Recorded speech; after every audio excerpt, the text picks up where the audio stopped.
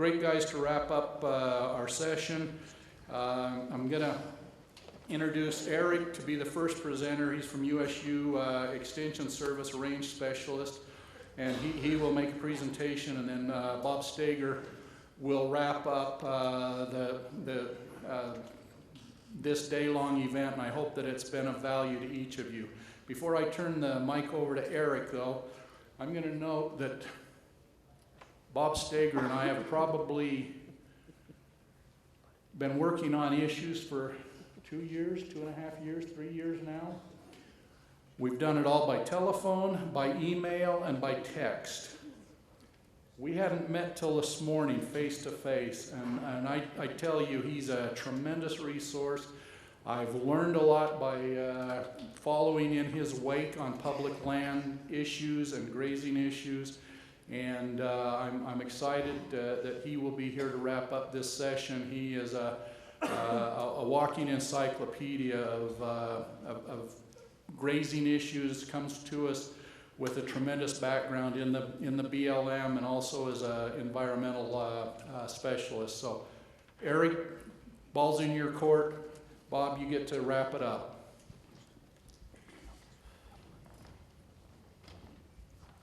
Okay, I'm going to stand over here at the side. I'm starting to get a complex because most of the time when I get asked to speak, I'm always put after lunch in the late afternoon. So I'm not sure if that's because I'm really good at putting people to sleep or not. So I'm going to talk about monitoring today. This is a really important topic, but it's one I struggle with a little bit when I talk about it. I'm always willing to talk about it because it's really important. So my job as a range extension specialist, I'm really here to promote effective use of our range lands and good management.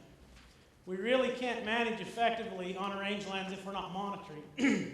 So, and because of my science background, I guess it's just part of me that I'm pretty passionate about this. However, I recognize the struggles when we start talking about monitoring, about what a burden that is for producers. The agencies struggle with it. It's time consuming. It can be expensive. But I'm hoping at the end of this you'll see that there is some importance. I think most of us recognize that it is important. I figure out how to make this work. All that education and I can't even make that work. How about that? AJ's on his way.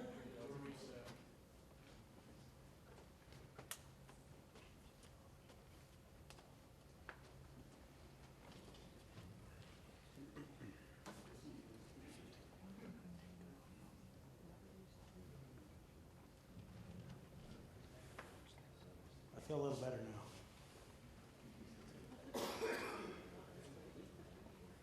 No, that didn't work either. Okay, so it's not my fault now if you get out of here late.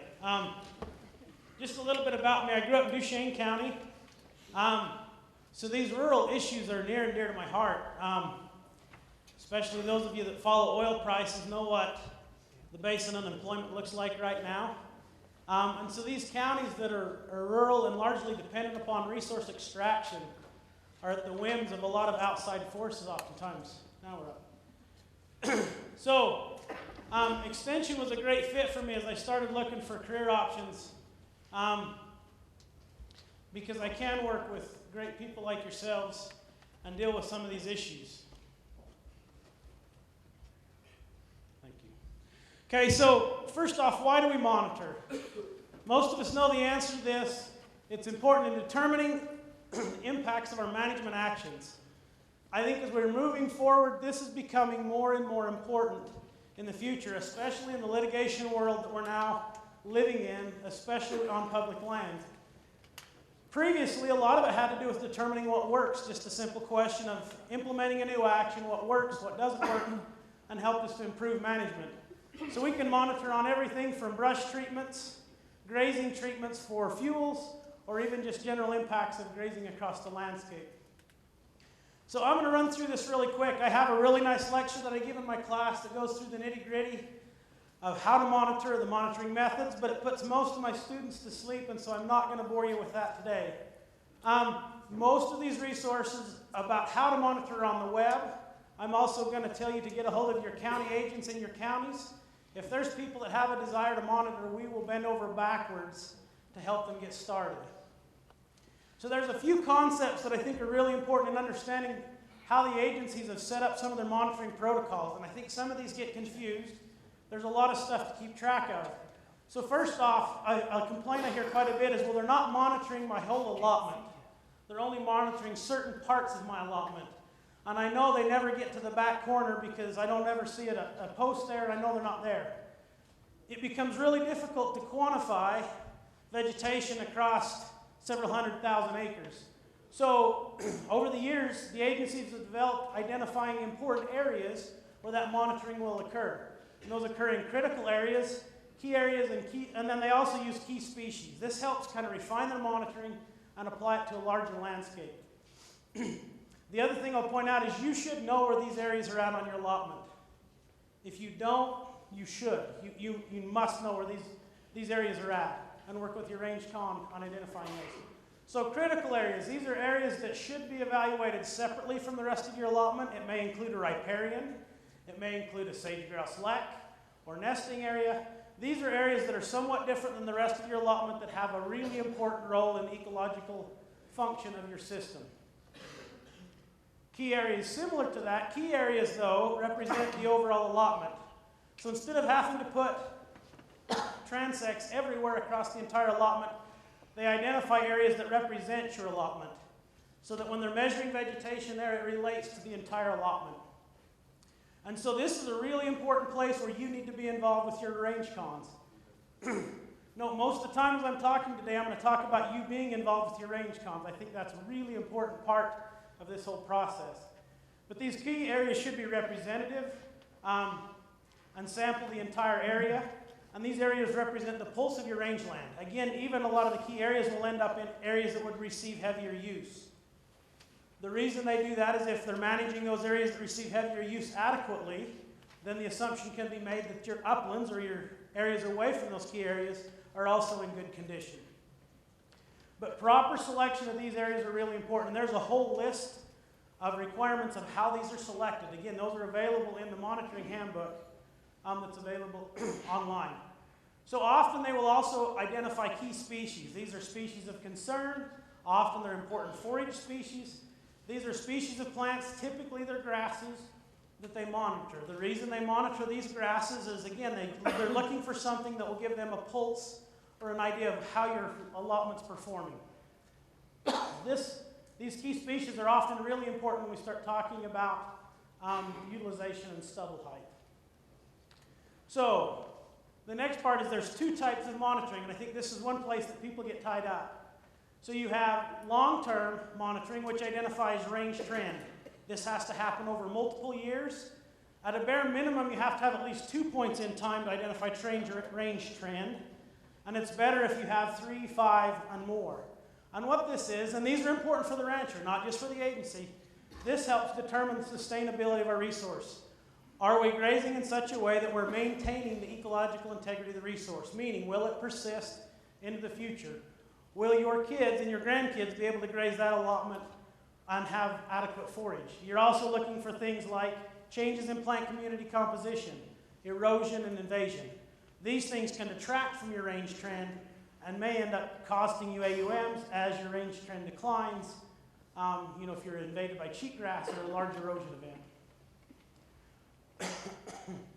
There's a variety of methods. Again, I'm not going to spend much time with these, but these are all to assess species composition, soil stability, abundance of those key species, and often photo monitoring is used as part of this range trend. Photo monitoring is really valuable, especially from a permittee end, because it's quick. But I will warn you, this is not the end all. Photo monitoring is a good start. And it's a very easy way to get started. So range trend, and I think this is what's really intimidating for most producers, is range trend is probably the most costly and time-consuming monitoring. You also have to be well-versed in statistics and interpreting those results. You're going to have to crunch that data. And then, again, this becomes really important in using these range trends to help with litigation. especially where we see some turnover in the agencies. You have a new range con come in, may not understand the background of the allotment. That long-term data helps them understand where the allotment's at in terms of its condition. So the other thing I want to point out about this monitor as I'm going through this, that I don't think it matters whether you're collecting this or you're paying for it to be collected. I just want you to start thinking about the importance of this data overall. So the second one is short-term. It's often called short-term monitoring. It's actually assessments. So these are kind of a snapshot in time. Often I've found that this is the one where a lot of people have trouble. This is stubble height and utilization. So usually when people end up leaving an allotment early, it's because of problems with stubble height and utilization. My general sense is, and I'm not familiar with every allotment and every situation in the state, but this is probably the biggest reason people go home early is because of overuse where they've exceeded stubble height and utilization. Now, the fortunate thing is this is one of the easier types of data to collect. This is fairly cheap and easy to do. So the reason we use utilization is we have range trend, which tells us what's happening on the landscape over a long period of time. But this is to help us understand what's happening within a year, what's happening with the way the cattle or sheep are using the landscape, and what does that mean? So we use it to identify use patterns. Are they overusing riparians? Are we underutilizing the uplands? They help us establish a cause and effect. If you're seeing grass cover increase over time, you might be able to look at that and determine that maybe your utilization rates are quite light, and that could call for some discussions about whether you can change AUMs. On the flip side, you can also see declines. If you're overutilizing and your range trend is showing a declining condition, then that helps indicate what may be happening with your overall resource. And then this also helps aid in the adjustment of stocking rates. And remember, stocking rates aren't just the number of animals in a given area, but it's the time. I think the time is where we're seeing most of those on-the-fly adjustments occurring in a given allotment. It's important to remember, I hear a lot of complaints about utilization and stubble height. And while I'll be the first to recognize that there's some limitations with the type of data you collect to do that, it's important to remember that it's based in something really important. So this basically shows a grass plant with 50% use, 70% use, and 90% use. You'll recognize that in that 50% use, look at your root mass.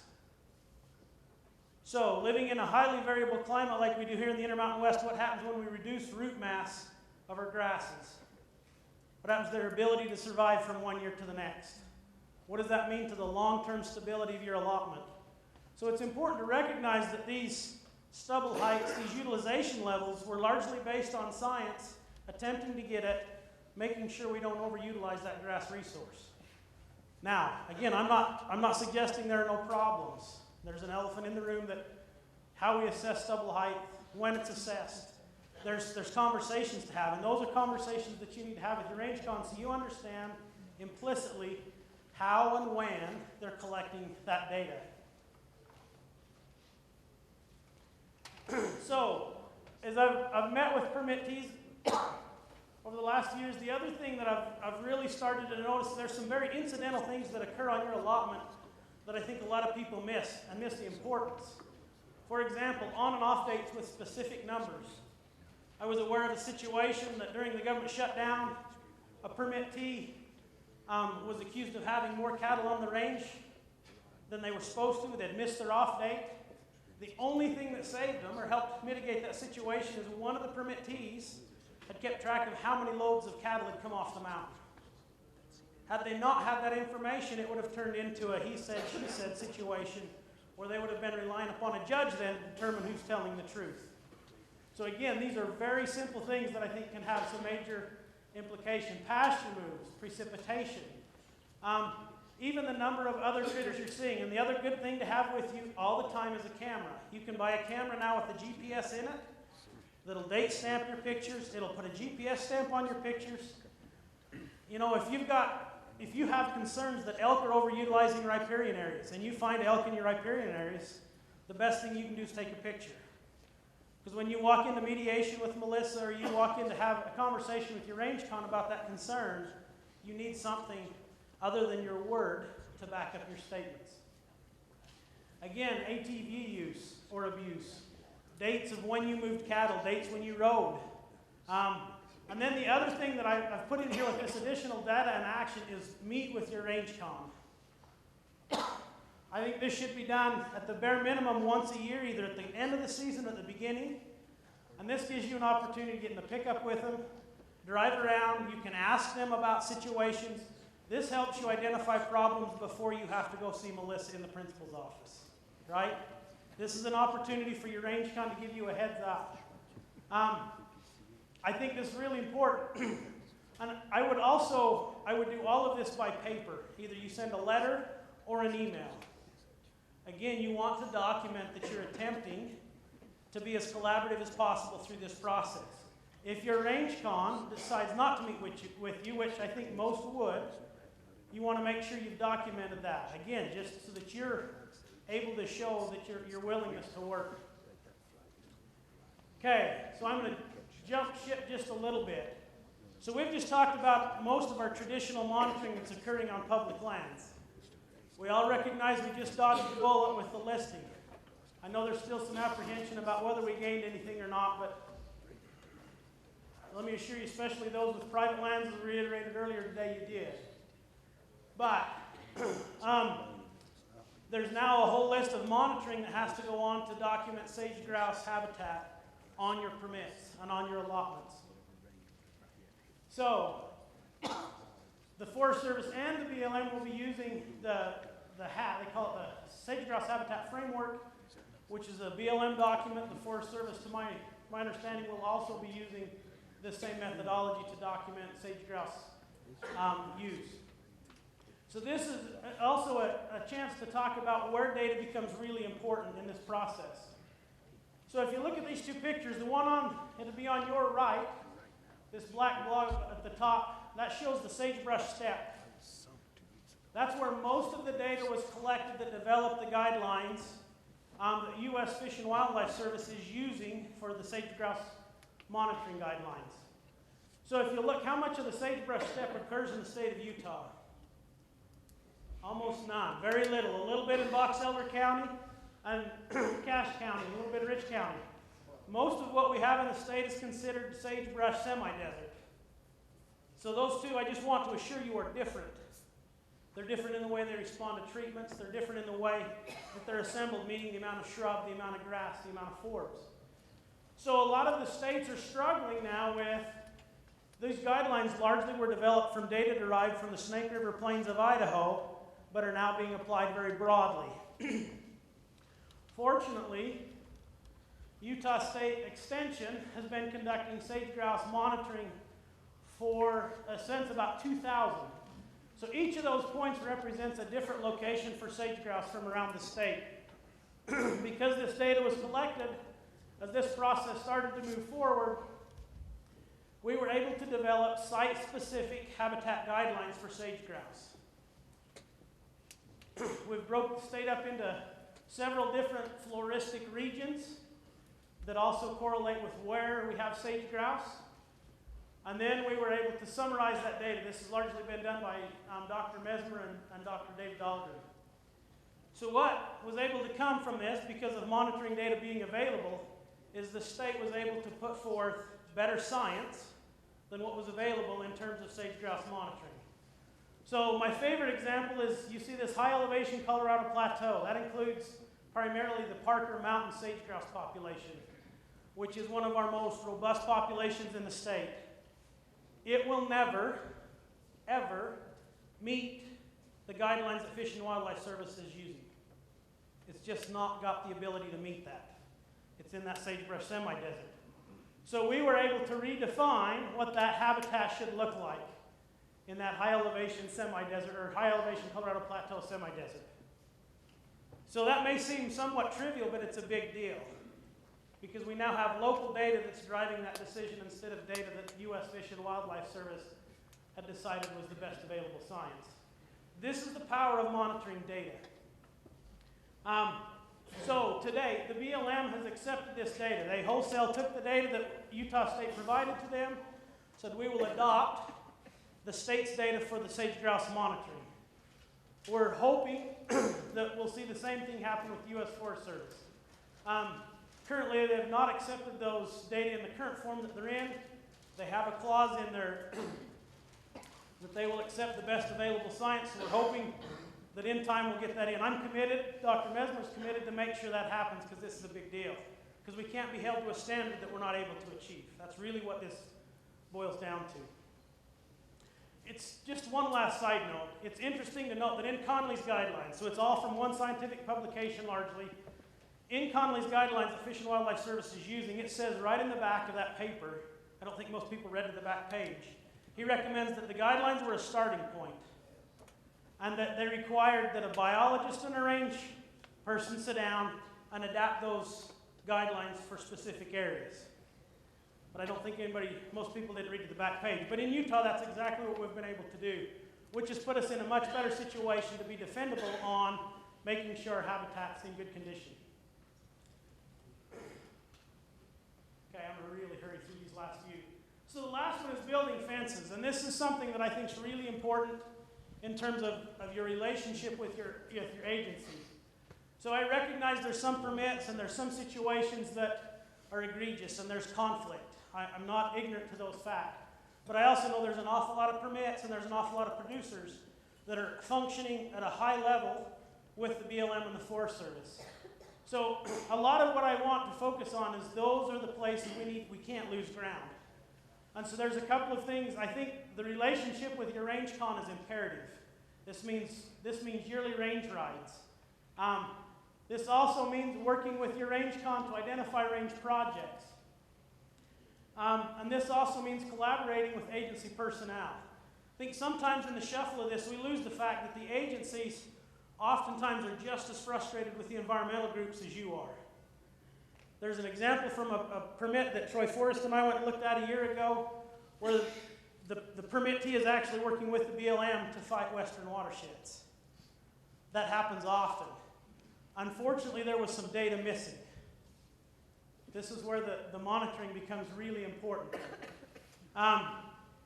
Federal budgets have declined over the last couple of decades. They have fewer field staff in the field than they've ever had. So if you're relying on the agencies to do all of that data collection, you're a ticking time bomb.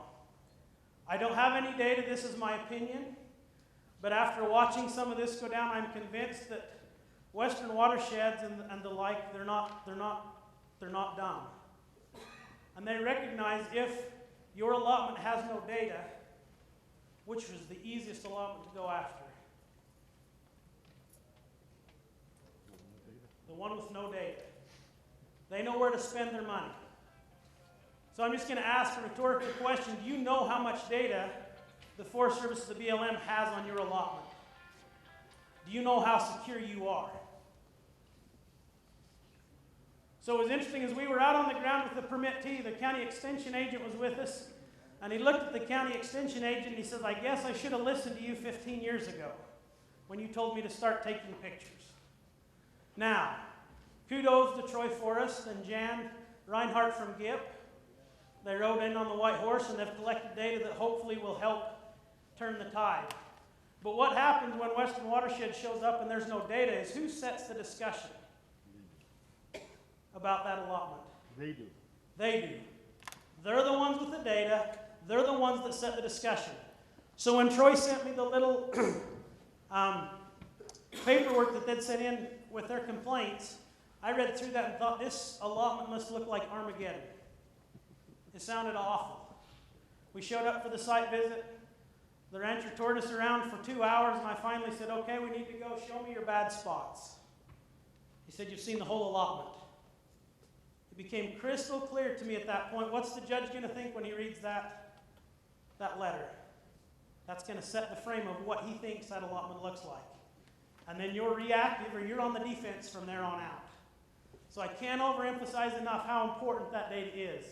We buy insurance. We buy fire insurance. We buy flood insurance. Monitoring is your allotment insurance, period. It's the best thing you have going. If you have concerns about being sustainable, persisting on your allotment, that monitoring data becomes really important. So, really quick, I left the state for a few years. I worked in Oklahoma. I came back. In the time I was gone, GIP and WRI had really gotten up and going. As I started visiting the state, I saw something that really surprised me. So in all the conflicts that we're seeing occur across the West right now, most of it boils down to local communities feeling like they need more local control. Do you agree with that? So as I looked at these programs, the state of Utah has been incredibly innovative. I hope everybody recognizes the importance of that $2 million that GIP gets and the $4 million that WRI get. They're driving, honestly, and Terry Padilla just mentioned this, they are driving range management in the state. Do you remember how those projects were approved? Those were approved at the local level by a grazing board that has agency personnel and ranchers sitting on it. Is that local control? I hope we see that for what it is, because Terry's right. I've had people from other states say, we've heard about your program. Man, I wish we had something like that in the state. We had some of the folks from the Sage Grouse Initiative out this fall. They were dumbfounded at the amount of range improvements that we'd put on the ground in the state of Utah. Other states told them it was impossible to treat juniper at a level significant enough to impact sage grouse habitat. We've effectively done that in the state. And largely the reason we've done that are those two programs. So if you're looking for a reason to feel optimistic, you've got mediation that Melissa talked about, which is a really valuable resource. Again, very innovative. And you've got these two programs. What happens is if you have water distribution issues, you can call your GIP representative and they can help you fix that. So don't overlook those programs. And thank you.